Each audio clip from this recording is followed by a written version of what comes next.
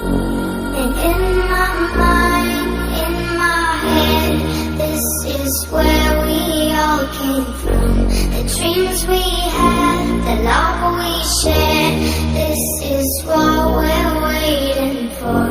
And in my mind, in my... 014, e hoje nós vamos estar fazendo um bike check nessa Giant. É Giant...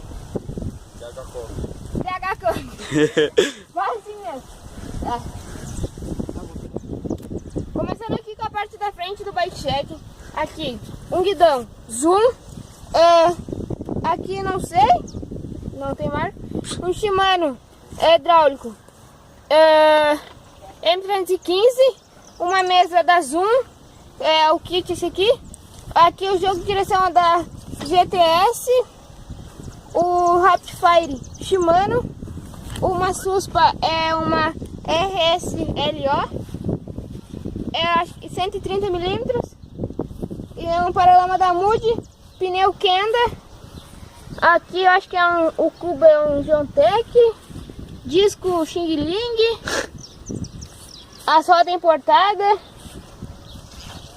A pulseirinha do reggae do bazar. Deixa eu ver, vem pro quadro. Quadrão Giant DH Camp. Um banco é um Atrio.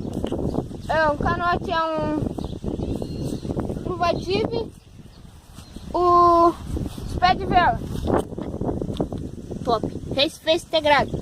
Aqui, pedal GPS. Mais um paralama Moody. Essa buzina que ele roubou do pai dele.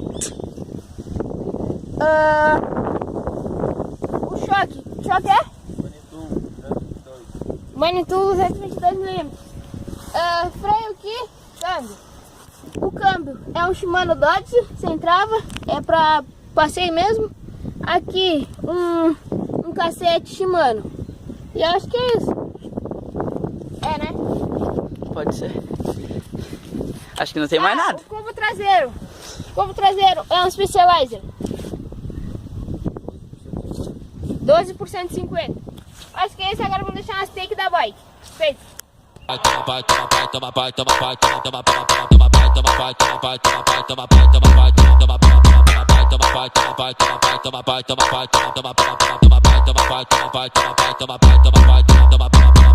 Só botada não importa onde que tá as novinha. Só botada não importa onde que tá as novinha. Se trombei no